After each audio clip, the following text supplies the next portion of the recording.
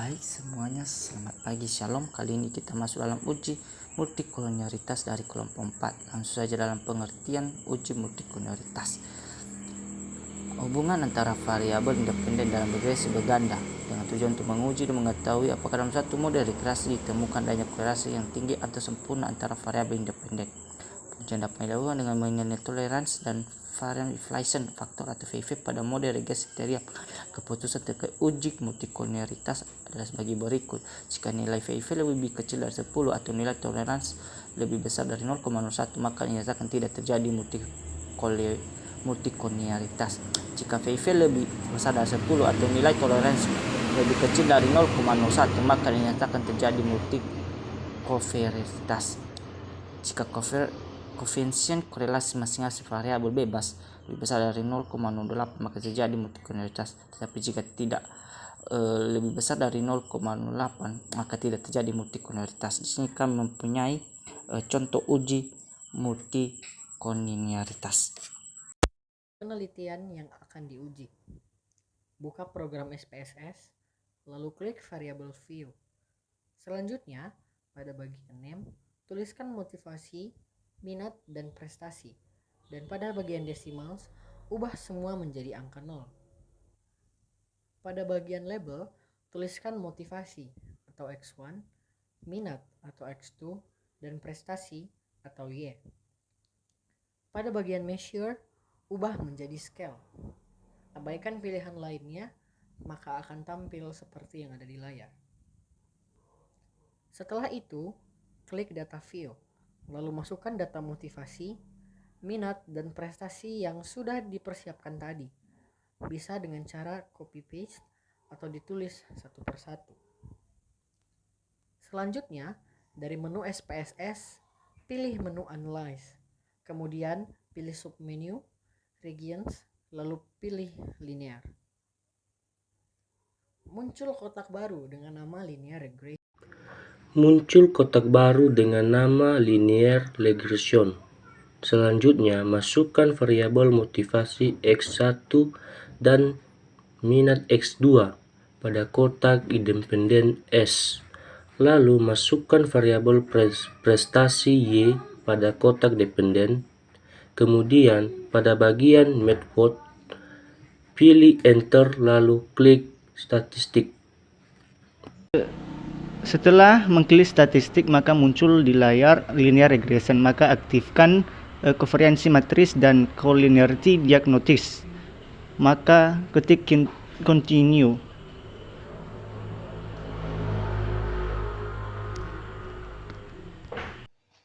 Kemudian klik OK, maka kita akan melihat hasil output dari ekspresi tadi di bagian coefficient dan nilai tolerance dan VIF. Kemudian berdasarkan tabel output coefficient pada bagian collinearity statistik, diketahui nilai tolerance untuk variabel motivasi X1 dan minat X2 adalah 0,394 lebih besar dari 0,10. Sementara nilai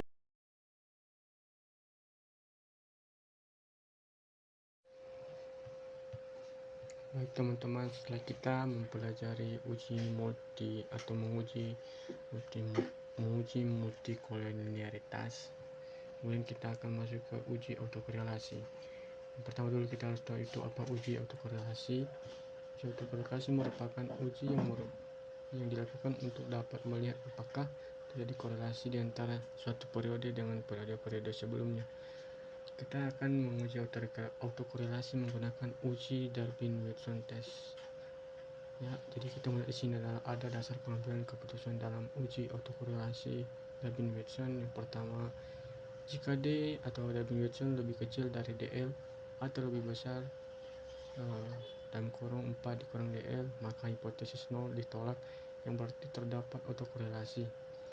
Kemudian jika D Darwin-Watson terletak antara DO dan 4 dikurang DO, maka hipotesis 0 diterima, yang berarti tidak terdapat autokorelasi. Kemudian dengan C, jika D dan Darwin-Watson terletak antara DL dan DO atau di antara 4 dikurang DO dan 4 dikurang DL, maka tidak akan menghasilkan kesimpulan yang pasti. Oke, langsung saja kita akan menguji untuk korelasi Darwin Wilson menggunakan SPSS. Yang pertama itu kita membuka aplikasi SPSS. Nah, kita Ctrl N dulu. Kita oke. Kemudian setelah kita Ctrl N, kita ke variable view. Oke, di bagian variable view kita ketikkan, di bagian name kita ketikkan x1, kemudian x2, kemudian x3, kemudian y. Setelah itu di bagian desimal kita ganti menjadi 0. Kita ganti menjadi 0. Maaf, ada kesalahan. Kita ganti 0, kemudian 0, 0, semuanya kita ubah menjadi 0. Di bagian label kita ubahkan nama atau kita ketikkan menjadi ROA, kemudian ROE, kemudian PER. Kemudian di Y kita ubahkan jadi kita ketikkan menjadi harga saham. Oke, setelah itu kita ke data view. Oke, tadi kan kita punya sampel atau contoh data yang akan kita uji ya. Oke, kita lihat di sini ya. Ini kita blok ini semua. Saya sudah blok ya. Kita blok, setelah kita membloknya, kita Ctrl C. Kita Ctrl C ya, teman-teman. Kita bisa kita pastikan juga Ctrl C. Setelah kita copy, kita kembali ke aplikasi SPSS. Ya, sini kita pastikannya. Oke, setelah kita pastikan, maka akan muncul hasilnya seperti ini, data yang akan kita uji tadi, uji Darwin Wilson. Oke, setelah itu kita akan menganalisisnya. Terus kita pilih analyze, kemudian kita pilih regression, kemudian kita pilih linear untuk kita uji. Oke. Nah, kemudian muncul kotak dialog dengan nama linear regression. Maka masukkan variabel harga saham atau Y ke kolom dependen. Masukkan variabel ROA atau X1, ROE atau X2, dan PER atau X3 ke kolom independence. Lalu klik statistik. Nah, di situ muncul kotak dengan nama linear regression statistik. Pada bagian ini kita cukup memberi tanda centang pada Durbin Watson. Kemudian klik continue. Nah, langkah yang terakhir adalah klik OK. Maka akan muncul output SPSS. Dalam hal ini kita hanya perlu memperhatikan tabel output dengan judul model summary.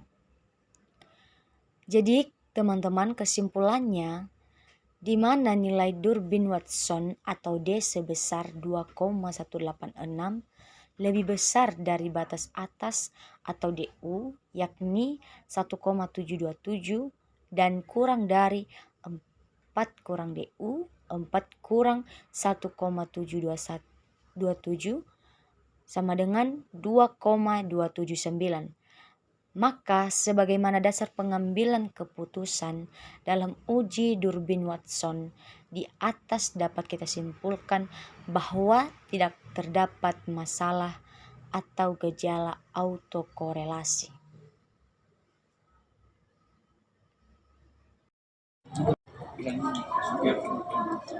Baik, sekarang kita masuk pada bagian C, yaitu uji koefisien determinasi.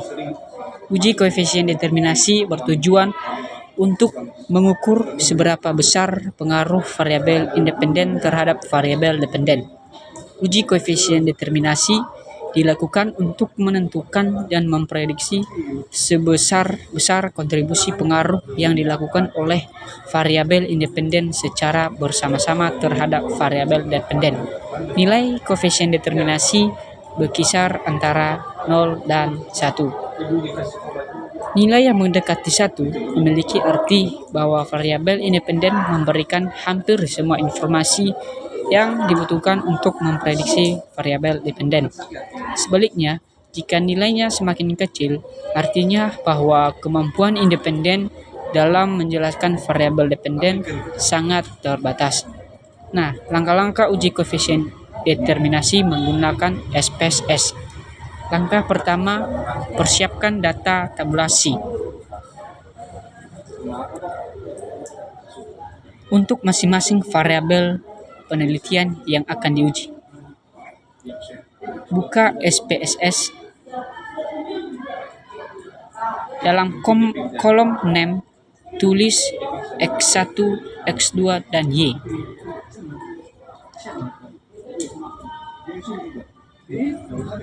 Pada kolom tabel tulis X1 atau motivasi, X2 atau minat.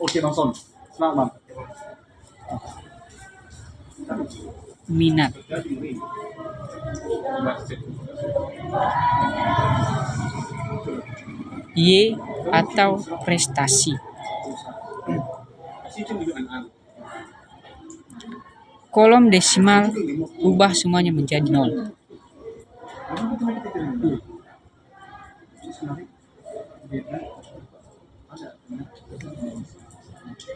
Dan pada kolom measure ubah semuanya menjadi scale. Langkah kedua, buka halaman data view. Copy data tabulasi yang sudah disiapkan.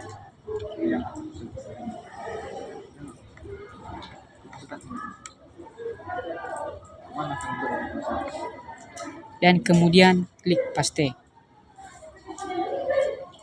Baik, langsung saja kita klik analyze, pilih regression, lalu kemudian pilih linear. Nanti akan muncul kotak dialog di mana motivasi X1 dan minat X2 dipindahkan ke independen dan prestasi Y dipindahkan ke dependen sebelah kanan.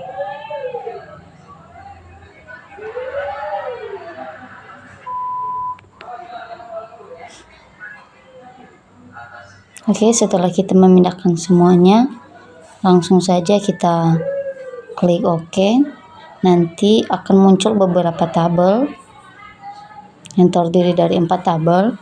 Namun kita fokus pada tabel model summary untuk mengetahui hasil dari analisis koefisien determinasi, di mana hasilnya itu 0,803.